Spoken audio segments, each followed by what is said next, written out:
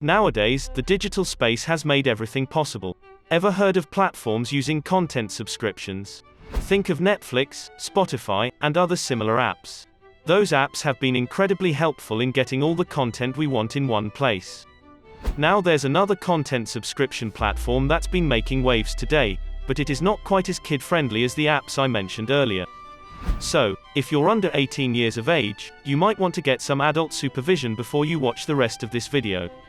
So today, we're going to be taking a look at adult content, or specifically, the way the adult content is presented. Once upon a time, people had magazines and pin-ups that they needed to look out for each month to collect. Today, adult content has penetrated the digital sphere and can be found in just a few clicks. In fact, 25% of search engine requests are related to adult content. Today, we also have OnlyFans. Let's get down to business. Now, if you haven't heard of OnlyFans yet, it's time to crawl out from under that rock you've been living in and get up to speed on what's probably the hottest, pun intended, content marketing subscription platform to hit our screens today. To give you a little bit of background on it, let's dive into what OnlyFans is and how it works. 4 years ago, OnlyFans came into the picture.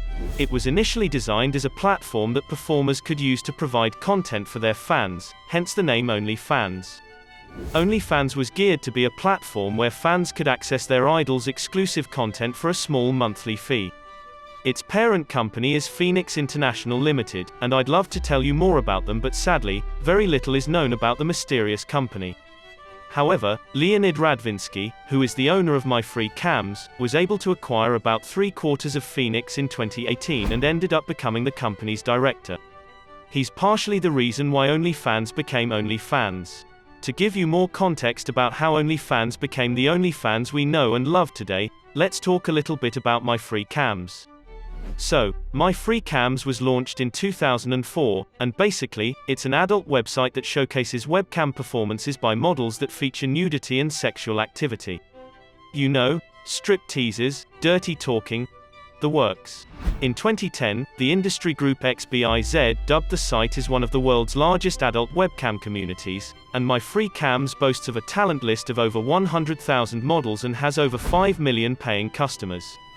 Reportedly, models on the site can make anywhere from $75,000 to $100,000 a month, which has pushed some pretty well-known porn stars to begin pursuing camera work. In 2014, the website was ranked as the 244th most visited site on the internet. With the internet basically being an endless pit of links and websites, you can find yourself exploring and getting lost in. That's a pretty big deal. Now, knowing that models also began posting content on Instagram that features some pretty R18 stuff. But, adult content is not really allowed on Instagram.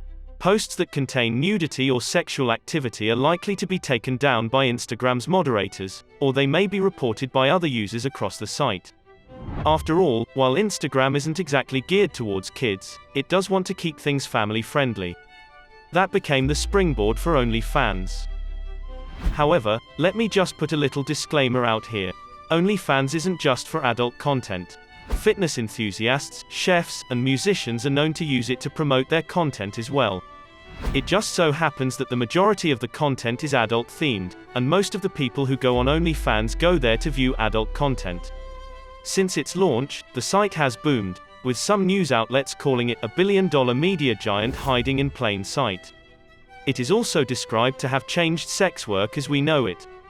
But wait, we're supposed to be talking about Tim Stokely. What does he have to do with all of this? Well, he's the one who founded the platform. Not much is known about the background of Tim Stokely, but I can tell you that he's a tech entrepreneur from London in the United Kingdom, and he's reportedly the son of a banker.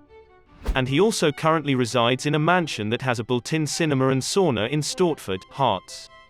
Prior to setting up OnlyFans, Stokely had created a BDSM and fetish site called Glam Worship back in 2011.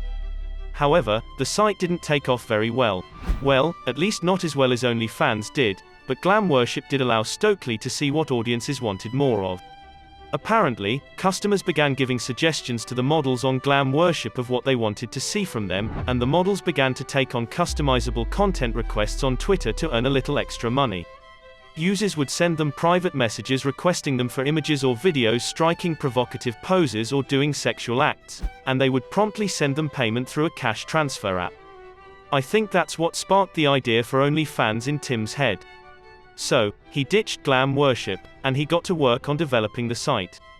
To quote an article by Japan Times about Tim Stokely's grand idea, Stokely soon realized he could combine the two ideas, creating a site where fans could request videos and pornographers could satisfy their admirers' specific fetishes. Instead of having to go on a social media platform to buy and sell adult content, models and enthusiasts need only to go on OnlyFans.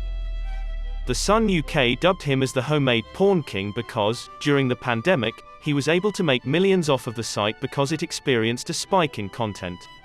As of April of 2020, the site was valued to be between $810 million to $936 million, but there's no sure value yet because the company doesn't really release its aggregate level data.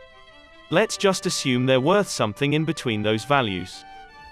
OnlyFans has over 50 million registered users and 450,000 content creators, and it has received worldwide acclaim. Those numbers are only growing as we speak. Tim Stokely himself claimed that OnlyFans receives roughly 200,000 new users every day, and 7,000 to 8,000 content creators join the site daily and begin producing content of their own. In fact, some content creators have even made millions from their OnlyFans earnings. According to net worth leaks, Tim Stokely himself has a net worth of over $120 million.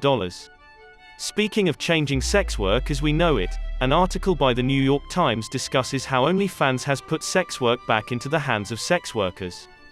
The article discusses how regular people were able to make their living on OnlyFans and how they use the platform to cater to their audiences. According to one user, OnlyFans allows me to be my own director, producer, booker, everything. Another user was debating leaving her corporate job for OnlyFans. This is what she had to say. It wasn't until I made my OnlyFans that I realized that I was kind of wasting my time.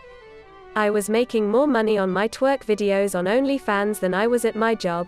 However, although it has been empowering for some, the site hasn't been free from controversy.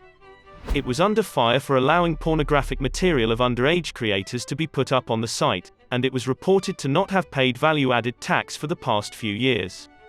Additionally, some creators have filed complaints against the site in August of 2020 for the loss of their money from their OnlyFans accounts. Yikes. Now, although OnlyFans has established itself primarily as an adult content site, Stokely is planning to make it more well-rounded. He wishes to add more types of content creators to the site to add to the types of content available across the platform and, hopefully, encourage more people to join in on the platform. If you've been on the internet the past few weeks, which I'm pretty sure you have, then you probably have a general idea about what went down between GameStop and Wall Street. Many hedge fund managers reported to have lost a ton of money during the entire debacle, but that didn't stop one guy from revamping his home to turn it into an even bigger mansion. His name is Gabriel Plotkin, and I believe that in a few months' time, he's going to be living in a more spacious home with built-in tennis courts. But wait, did you know that his company lost $4.5 billion during the showdown between GameStop and Wall Street? If that happened to me, I'd probably save as much as I could. But hey, I'm no Gabriel Plotkin. So, how exactly did they lose that much money? What is Plotkin going to be doing moving forward? And how did he become a hedge fund manager with millions and millions of dollars in his bank account? Well, that's exactly what we're going to be talking about in the video up on your screen now, so click away, sit back, and relax. See you in the next video.